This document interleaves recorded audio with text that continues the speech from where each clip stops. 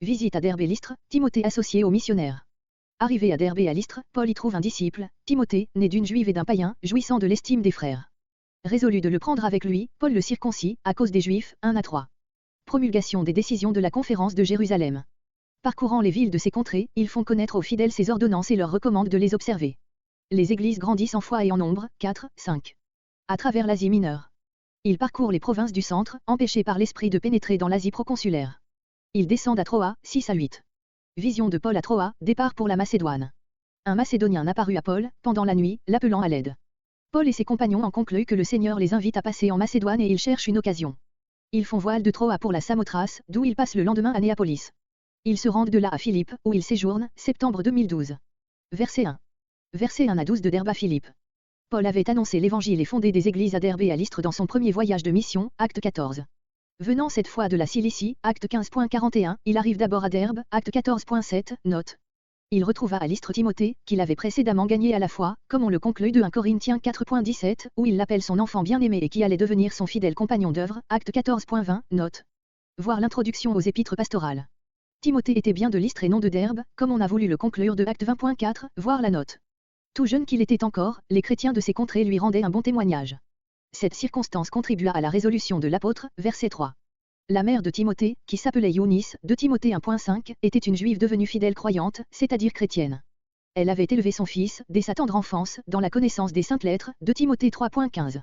Le père de Timothée était grec, né païen, peut-être devenu, prosélyte de la porte. Verset 3. Toute la vie de Timothée prouva combien Paul l'avait bien jugé en désirant de l'emmener avec lui, grec qu'il partit avec lui. C'était aussi un acte de sagesse et de charité chrétienne que de le circoncire, car, sans cette précaution, l'apôtre n'aurait pas pu, selon son habitude, annoncer l'évangile aux Juifs, scandalisés de le voir accompagné d'un jeune homme né d'une femme juive et d'un père païen et qui n'aurait pas reçu la circoncision. On a dit que, si ce fait était vrai, l'apôtre se serait mis en contradiction avec ses propres principes, avec sa conduite à acte 15 et avec son refus énergique de laisser circoncire Tite, Galates 2.3. Mais Paul agit selon sa grande maxime, se faire tout à tous, afin d'en sauver quelques-uns, 1 Corinthiens 9.19-23. Il faut bien remarquer, en effet, que c'est à cause des Juifs et afin de ne pas se fermer les portes de leur synagogue, qu'il circoncis Timothée, il ne l'aurait jamais fait pour céder aux exigences de chrétiens judaïsants qui auraient considéré la circoncision comme une condition de salut. Ainsi sa conduite est en parfaite harmonie avec Acte 15.12 et avec Galates 2.3. Verset 4. Ces ordonnances, ou décisions rendues à Jérusalem, étaient les prescriptions relatives aux choses dont les païens convertis devaient s'abstenir, par égard pour leurs frères d'origine juive, Acte 15.29. Paul les transmettait fidèlement aux églises, Acte 15.23, deuxième note. Verset 5. Les églises grandissaient intérieurement dans la foi et la vie chrétienne et extérieurement, quant au nombre de leurs membres. Double prospérité bien rare. Luc place ici cette remarque, acte 9.31, sans doute pour faire sentir que l'accroissement des églises avait pour cause la présence et l'activité de Paul au milieu d'elles. Verset 6. Il faut suivre sur une carte de l'Asie mineure cet itinéraire de nos évangélistes, versets 6-8, pour s'en bien rendre compte. Ils partent de Lystre en Lycaonie, verset 1, de là ils allèrent sûrement à Antioche de Pisidie, où ils avaient eu un si beau succès dans le premier voyage, acte 13. Après cela, ils voulaient diriger leur course à l'ouest et aller dans l'Asie proconsulaire, située vers la mer Égée, où ils auraient annoncé l'évangile à Éphèse, ville principale de tout le pays. Mais le moment n'était pas venu, ils en furent empêchés par le Saint-Esprit.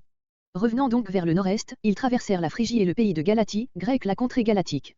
Luc désigne par cette dernière expression la région qui avait été occupée par des tribus gauloises ou celtes au IIIe siècle avant Jésus-Christ et dont les principales villes étaient alors Ancyre, Radium, Pessinonte.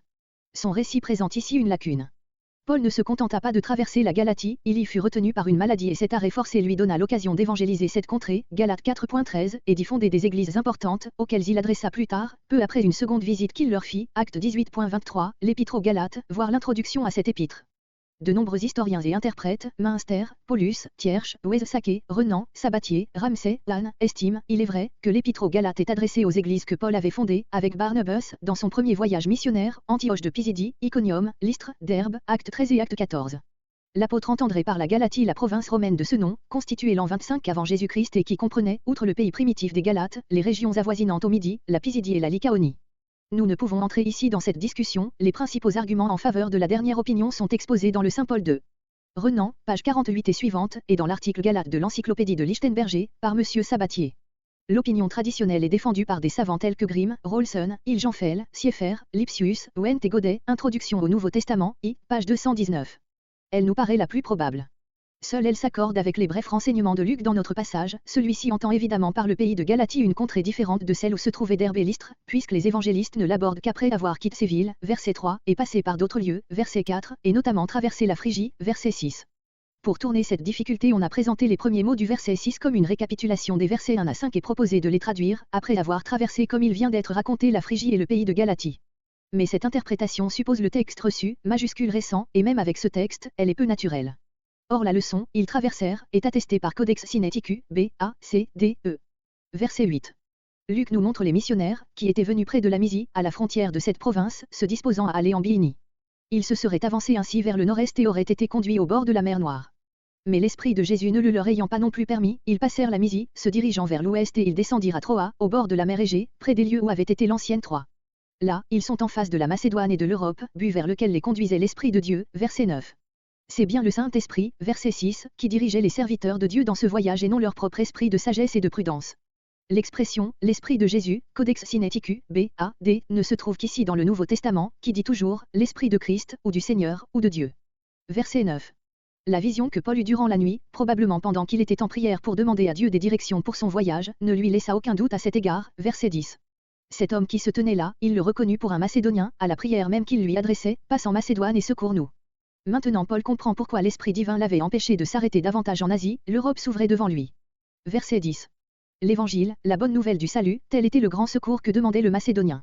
Les missionnaires le conclurent de sa prière. Et comme Troa était le port de mer où l'on s'embarquait d'ordinaire pour la Macédoine et pour l'Europe, ils cherchèrent aussitôt à le faire, c'est-à-dire qu'ils se mirent en quête d'un navire qui fit le trajet. Ici Luc dit, pour la première fois, d'après la recension orientale, nous, indiquant modestement, par ce changement de personne, qu'il venait de rejoindre Paul à Troa. Dès ce moment et dans tous les morceaux où il trahit ainsi sa présence, son récit devient beaucoup plus clair, plus précis, plus détaillé. Verset 11. La Samothrace, grande île de la mer Égée, entre l'Asie mineure et la Macédoine.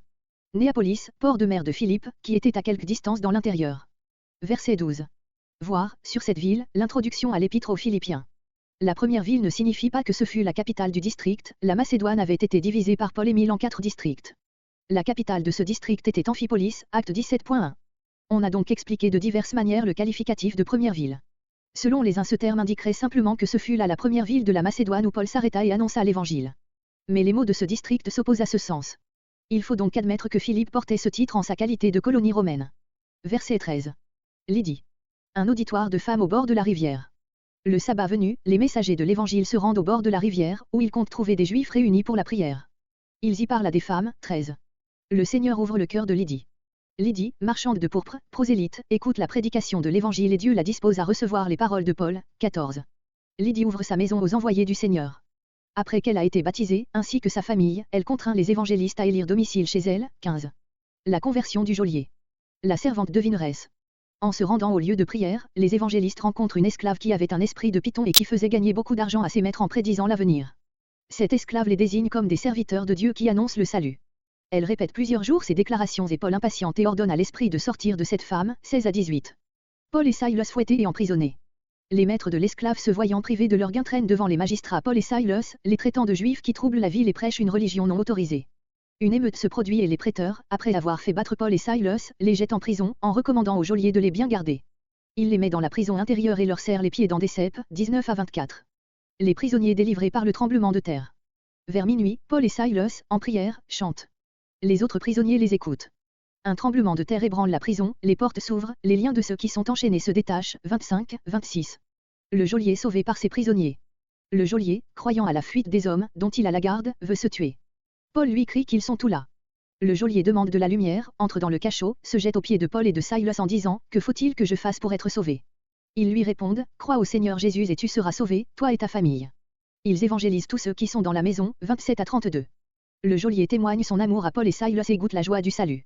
Il lave les plaies de Paul et Silas, puis il est baptisé avec toute sa famille. Il les accueille dans son appartement, leur sert à manger et se réjouit de sa foi nouvelle, 33, 34. Paul et Silas, honorablement libérés, quittent Philippe. Le jour venu, les prêteurs envoient au geôlier l'ordre de relâcher Paul et Silas. Le geôlier leur offre de sortir en liberté. Paul refuse, invoquant le fait que, citoyens romains, ont été frappés publiquement et emprisonnés sans jugement, il exige que les magistrats viennent eux-mêmes les conduire hors de la prison. Informés de ce désir par les licteurs, les prêteurs sont effrayés d'apprendre que Paul et Silas sont citoyens romains. Ils viennent leur présenter des excuses et les prient de quitter la ville. C'est ce que font Paul et Silas, après s'être rendus chez Lydie et avoir exhorté les frères qui s'y trouvaient réunis, 35 à 40. Versets 13 à 40. Fondation de l'église de Philippe. Hors de la porte est la leçon de Saint B, A, C, D. Le texte reçu, hors de la ville, a le même sens. Nous pensions que se trouvait le texte de Codex Sinaiticus, C, admis par la plupart des éditeurs. Monsieur Wendt préfère le texte reçu, majuscule récent, minuscule, où avait coutume de se trouver un lieu de prière. Monsieur Blas propose de changer une lettre du texte de B et de lire, où ils avaient coutume d'être en prière. Les Juifs s'assemblaient volontiers près d'une rivière, dont les eaux servaient à leurs ablutions. C'est là qu'ils établissaient de préférence leur synagogue. Le lieu de prière, mentionné dans notre passage, était-il un bâtiment ou un simple rendez-vous en plein air? Le texte laisse ce point indécis. La rivière, dont il est question, n'était pas le Strimon, trop éloigné, mais probablement un de ses affluents appelés Ganga, Gangite ou Angite. On ignore pourquoi l'assemblée n'était composée que de femmes. Peut-être était-elle restée après le culte pour entendre ces étrangers. Calvin pense que les hommes étaient absents par indifférence. Il est probable qu'il était en petit nombre à Philippe. La colonie israélite se composait surtout de juifs qui avaient épousé des païens et de prosélytes, comme Lydie. La religion d'Israël gagnait des adhérents parmi les femmes plus que parmi les hommes. Verset 14. Thyatire, Apocalypse 2.18, était en Lydie, dans l'Asie mineure. Bien que Lydie fût un nom de femme assez fréquent, il est possible que celle-ci fût ainsi appelée d'après son pays natal. Cette contrée partageait avec la Phénicie l'industrie des étoffes de pourpre, dont Lydie faisait commerce. Ces mots, qui craignaient Dieu, montrent qu'elle était née païenne, mais prosélyte juive.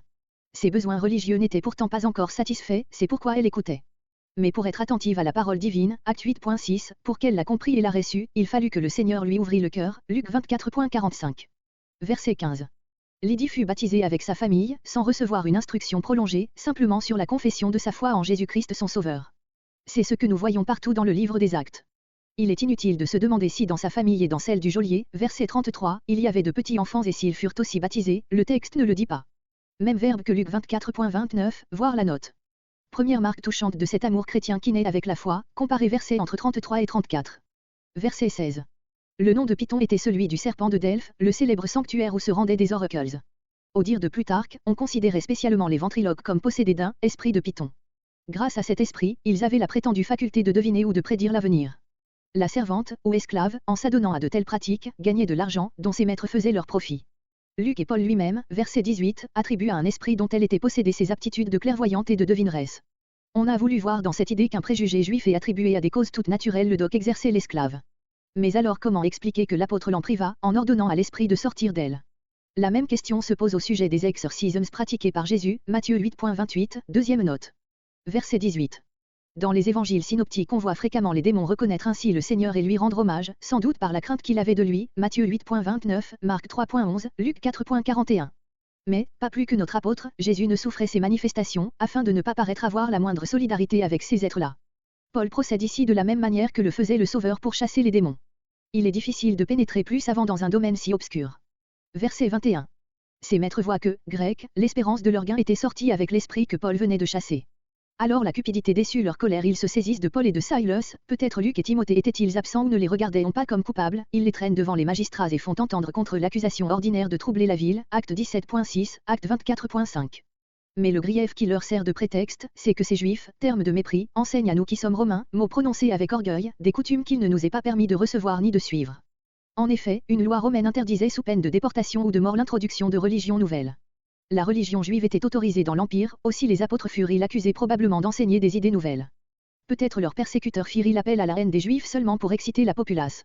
Quant aux magistrats, ils punirent les apôtres pour avoir troublé la paix publique. Dans ce récit, les représentants de l'autorité romaine, nommés d'abord magistrats, archontes, sont ensuite appelés prêteurs, grecs stratèges, mais ce sont les mêmes fonctionnaires, auxquels les Grecs donnaient volontiers des titres militaires. Verset 23. Les prêteurs, dans l'espoir de calmer le soulèvement de la foule, n'y regardent pas de si près avec des juifs méprisés, sans jugement, ils infligeant à Paul et à Silas un supplice cruel, puis les font jeter en prison. Ayant arraché leurs vêtements, car la flagellation était appliquée sur le dos nu, ils ordonnaient de les battre de verges. Le mot traduit par coup signifie aussi plaie, car chacun de ces coups faisait couler le sang, comparé verset 33. Ce récit est confirmé par l'apôtre Paul lui-même, 1 Thessaloniciens 2.2. Verset 24.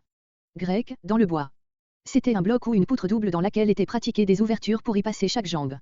Elle servait aussi à torturer les criminels en leur écartant les pieds avec violence. Verset 25. Grec, chanter des hymnes à Dieu. Dans quelle situation et dans quelle attente? De tels hommes ont le droit de dire à leurs frères, soyez toujours joyeux. Comme la scène devient plus émouvante encore par ce dernier trait, les prisonniers les écoutaient. Jamais on n'avait rien entendu de pareil dans une prison. Verset 26. Dieu récompense aussitôt la foi et la souffrance joyeuse de Paul et de Silas par une intervention miraculeuse. C'est là le rapport pragmatique entre verset 25 et verset 26. Meyer. Monsieur Ramsay a fait la remarque qu'aujourd'hui encore dans ces contrées les portes en général et même celles des prisons sont fermées par une barre, qu'un tremblement de terre peut faire sortir du crampon destiné à la retenir. Verset 27. Le geôlier, probablement un ancien officier de l'armée, réveillé par le tremblement de terre et voyant toute la prison ouverte, ne doute pas que les prisonniers ne se soient enfuis et comme il répondait de sur sa vie, il allait se tuer dans son désespoir, comparé Acte 12.19. Verset 28. Paul, dans son ardente charité, sauve la vie de celui qui avait été l'instrument de ses persécuteurs, afin de pouvoir ensuite sauver son âme. Si l'on demande comment l'apôtre s'était aperçu dans les ténèbres, verset 29, que le geôlier allait attenter à ses jours, on peut supposer que celui-ci prononça des paroles de désespoir qui parvinrent aux oreilles de Paul. Monsieur Ramsay admet qu'au moment où le geôlier s'apprêtait à se tuer, il se tenait sur le seuil extérieur de la prison et que sa silhouette se détachait sur le ciel éclairé par les étoiles ou la lune. Si l'on demande encore comment les autres prisonniers ne profitèrent pas d'un tel moment pour s'évader, on peut supposer qu'eux épouvantés par le tremblement de terre et n'ayant pas eu le temps de revenir de leur frayeur, ils imitèrent simplement Paul et Silas, qui l'avaient entendu chanter les louanges de Dieu. Verset 30. Le geôlier, ébranlé par tout ce qu'il venait d'éprouver, convaincu qu'il y avait dans ce miracle une manifestation de la divinité en faveur des prisonniers, ne voit plus en ceux-ci des criminels, mais bien ce qu'il avait prétendu être, des messagers de Dieu. Comment d'ailleurs n'aurait-il pas été frappé de voir que, loin de s'enfuir, ces hommes ne songeaient qu'à lui témoigner la sollicitude de leur charité. De là sa vénération, de là sa question, qui suppose le sentiment du péché s'éveillant en lui, que faut-il que je fasse pour être sauvé? C'est le cri d'angoisse d'une conscience qui se sent perdue, Acte 2.37, Luc 3.10. La recension occidentale, des Pesquito, porte au verset 30, il les conduisit dehors, après avoir fixé dans les ceps les autres prisonniers, comparé verset 24. Verset 31. Réponse qui renferme l'évangile dans toute sa richesse. Paul, en annonçant la parole divine au geôlier, verset 32, ne put rien lui dire qui ne fût déjà contenu dans sa première réponse. Croire au Seigneur Jésus-Christ, c'est-à-dire se confier en lui du fond du cœur, c'est déjà être sauvé, Acte 15.11, Jean 3.16, Acte 20.31. Telle est aussi la doctrine de Paul dans toutes ses épîtres. Le texte supporte Seigneur Jésus-Christ. Ce dernier mot manque dans Codex Sinaiticus, B.A., mais il se lit dans tous les autres majuscules et la plupart des versions anciennes. Verset 33. Il lava leurs plaies, avant même d'être baptisé, dès qu'il a cru, ce nouveau disciple exerce envers ses prisonniers une active charité, fruit de la foi, verset 15. Ici encore les apôtres administrent le baptême sans exiger aucun temps d'instruction ou d'épreuve, sur la simple déclaration de la foi, Acte 16.15, Acte 2.41, Acte 8.38, Acte 10.47. Paul avait dit au geôlier, tu seras sauvé, toi et ta maison, ou ta famille, et sa parole est accomplie, lui et tous les siens, comparé verset 34. Verset 34. Grec, il dressa une table et c'est à cette table qu'il se réjouit avec toute sa maison. Quel sujet de joie, en effet. En croyant en Jésus-Christ, il avait cru en Dieu, c'est là une même foi, mais le nom de Dieu est placé ici en opposition aux divinités du paganisme que le geôlier avait seul connu jusqu'alors. Verset 36. Les prêteurs, soucieux peut-être du jugement sommaire et injuste qu'il avait infligé la veille au sein d'une émeute, peut-être aussi, instruits en partie de ce qui s'était passé dans la prison, ont changé d'avis et ils ordonnant au geôlier de relâcher les prisonniers.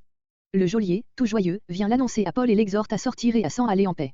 La relation occidentale est plus explicite, elle indique les motifs qui déterminèrent les prêteurs à changer d'attitude, les prêteurs se réunirent dans l'agora et se souvenant du tremblement de terre qui avait eu lieu, ils eurent peur et envoyèrent des Pesquito. Verset 37. Paul leur dit, aux lecteurs, venus auprès de lui avec le geôlier, pour lui annoncer la libération, verset 38. Paul ne l'accepte pas purement et simplement. La veille, il n'avait pas voulu se prévaloir de son titre de citoyen romain pour se préserver de la flagellation et de la prison, maintenant il le fait avec énergie, mais dans un but différent, l'intérêt de son ministère. Il en avait le droit. La loi romaine interdisait d'infliger à un citoyen romain aucune peine infamante et cette loi était religieusement observée. Cicéron disait avec un juste orgueil national, ce mot, cet appel, je suis citoyen romain, a souvent été le salut de plusieurs, jusqu'aux extrémités de la terre, même parmi des barbares. Or Paul était, de naissance, citoyen romain, acte 22.28, note, et nous voyons ici, verset 37, que Silas, Silvanus, l'était aussi. S'il s'était agi d'une injure personnelle, l'apôtre aurait gardé le silence, combien n'en a-t-il pas supporté d'autres? Mais ce qui, pour ces serviteurs de Dieu, étaient engagés dans ce procès, c'était l'honneur et l'influence de leur ministère, la cause de l'évangile qu'il annonçait dans un pays où ils étaient inconnus. L'avenir de leur œuvre dépendait de la manière dont ils sortiraient de la prison de Philippe, il ne fallait pas qu'on pût dire que la doctrine nouvelle était prêchée par des vagabonds repris de justice, ni même qu'on pût les soupçonner de s'être évadés de la prison. Aussi Paul, qui aurait pu invoquer des peines sévères contre ceux qui l'avaient puni injustement, demande-t-il au moins qu'au lieu de le libérer secrètement, ils viennent eux-mêmes le mettre en liberté, officiellement et publiquement. On conçoit donc l'impression de responsabilité et de peur qu'éprouvèrent les prêteurs en apprenant ces choses, verset 38, et leurs procédés pleins de modération nous sont expliqués, verset 39. Ce ne fut pas la seule fois que Paul se servit de son titre de citoyen romain pour éviter des outrages nuisibles à son apostolat, acte 22.24-25. Verset 39. Grec, et étant venus, ils les prièrent de se déclarer satisfaits de cette démarche et de ne pas pousser plus loin leurs revendications. soit parce qu'un plus long séjour aurait pu ramener des troubles, soit parce que les prêteurs sentaient qu'ils s'étaient gravement compromis. Verset 40. Ils vont chez Lydie, où ils logeaient, verset 15. Là ils trouvent des frères, nés à la vie chrétienne pendant ce séjour des évangélistes à Philippe. Ils les consolèrent au sujet des rudes épreuves dont ils venaient d'être témoins, ou bien ils les exhortèrent à rester fermes dans la foi. Ensuite ils partirent, au moins Paul et Silas, tandis que probablement Luc et Timothée restèrent encore pour édifier l'église naissante. On le conclut de ce que, dans la suite du récit, Luc raconte de nouveau à la troisième personne et que Timothée ne reparaît qu'à Acte 17.14.